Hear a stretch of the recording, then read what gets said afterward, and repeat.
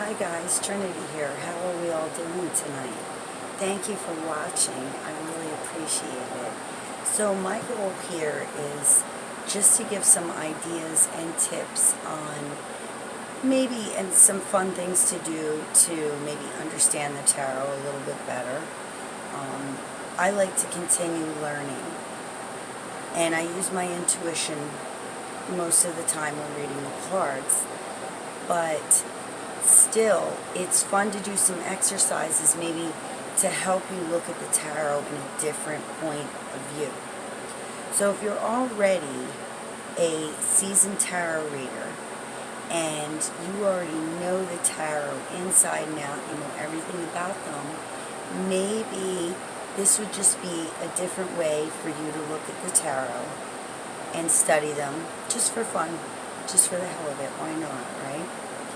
So I'm sure everybody knows about this that knows tarot, and then there's those of you that are beginners and you're trying to pick it up a bit. So this is just a way that you might be able to look at things a little bit different or from a different perspective. I'm sorry, I'm tongue-tied tonight. So one of the things that I like to do when I'm practicing or just having a good time and playing with my friends here is I will take all of one suit, like this is the aces, okay?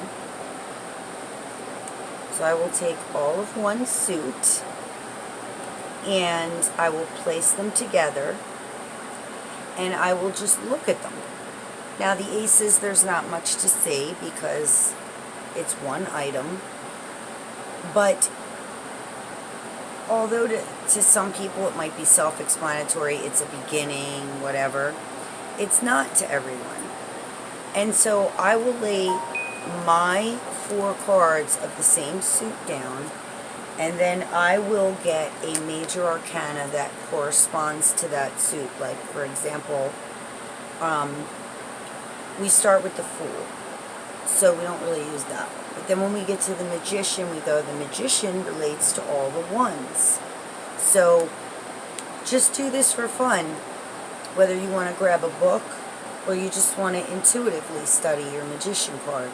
Take your Magician card, lay it down, and then lay these guys next to them. After you look up your meaning or you get your feelings off of this, then you're going to take your Ace of Cups and say, well, how does that kind of relate to the Ace of Cups and the Ace of Pentacles and the Ace of Swords and the Ace of Wands, right? And you can do this with each major arcana and each suit and their numbers. So next you would take the High Priestess and the 4 twos from each suit, and you would just give it a look-see and see if you get any extra meaning out of it. As far as the ones go, this is what I have written down. Okay? I'm sorry. Well, they're the aces, but they're the ones. It's the same thing, okay? So all the aces are gifts or opportunities. Okay? They are beginnings, and they usually represent a short window of time, okay? So you're not working with a lot of time when you're talking about an ace. It's something that's short-lived, and it could be an opportunity. If you don't grab the energy, it will dissipate, okay? And they're potent and intense, okay? They mark new beginnings and are considered a positive sign. And depending on the suit, it usually relates to something with lots of energy behind it. Okay? So, just for fun, as I've said, grab your major arcana and give them a look. And then grab all the cards, like the Magician would start with the aces. The High Priestess would be, you'd set the High Priestess with all the 2s. Then you'd set down the Empress with all 4 3s. And as I said, if you already know about this, that's okay, because it's just a fun way to study and try something that's a little bit different. I play around with spreads as well. I did a couple videos on easy spreads, and some of the books, I'll go through them just to look at the spreads, like the books that come with the tarot deck. And I found some of the spreads very useful. Now, like for example here,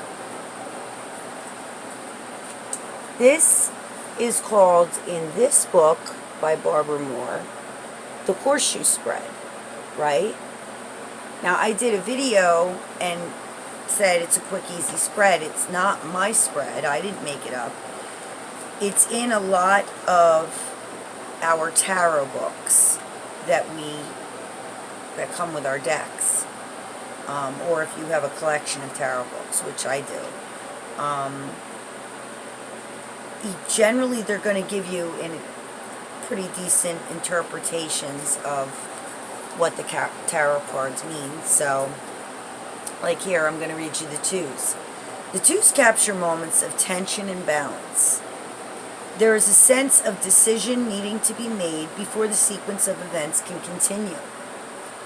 The tension comes from knowing that the status quo in the image cannot be maintained forever, and wanting to see what happens next. So that would be kind of a basic overview of what the twos represent as a whole. And I always take into consideration when I'm reading tarot to listen to my intuition, but remember my knowledge of the cards, because people will ask you questions when you're doing readings for them that you don't expect. Like, you know, some people that come for readings, that have come to see me, okay, they've already had readings, so they're familiar with how things go. Even though every reader reads differently, they've had readings before. So they're pretty familiar with it.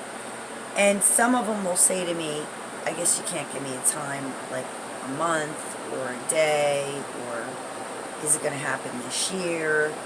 They'll ask you about timing, and they'll say something along those lines because another reader may have said, you know, timing isn't important, or it's not, you can't always tell the exact time, which I say anyway, nothing is for certain, no matter what.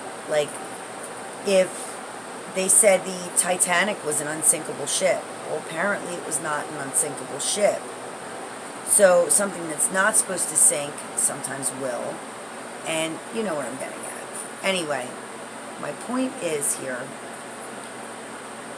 when it comes to studying the tarot, why not take other people's opinions and other people's methods into consideration when it comes to your study? I mean, there were certain ways that I was studying tarot going back a few years back, and I wasn't completely comprehending it right away. My intuition, as soon as even now, if I open a deck of tarot and I lay the deck of tarot down in front of me, when I shuffle the cards and I start to lay them out for somebody, the messages start just popping out. Like I can't even stop the flow. It's almost like it just, I can't explain it. It's like a shock of energy, maybe. Something just fills me up, and it's almost like I can't stop talking as I'm laying the cards down. It's just like pouring out of me when I'm reading. But sometimes if I'm stuck because somebody asked me a question and it's like the flow stopped. It's almost like it's saying, okay, I've given you all the information that I know, or my spirit guides, or my channeling.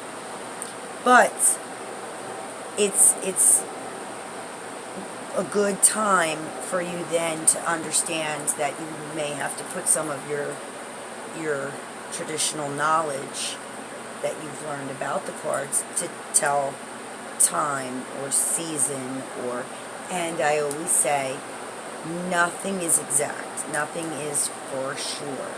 But generally, they will come to me later and they'll say, yes, this was right, or that timing was right. I'm like, shit. Because you don't really know sometimes if, and it's not a matter of confidence in yourself. It's a matter of, maybe it is a little bit, but it's a matter of understanding what your intuition is saying and your knowledge of the cards combined together, kind of working together. So, anyway, I just wanted to do this quick video. It's 10 minutes and 35 seconds. I'm going to cut it off at that, guys. I just wanted to do this quick video and give you a little bit more of maybe a fun exercise to play around with when you're trying to study your tarot or spend time with them. Something fun to do. Why not, right? Alright, guys. I hope to see you soon. Keep watching. There's more to come. I love you all.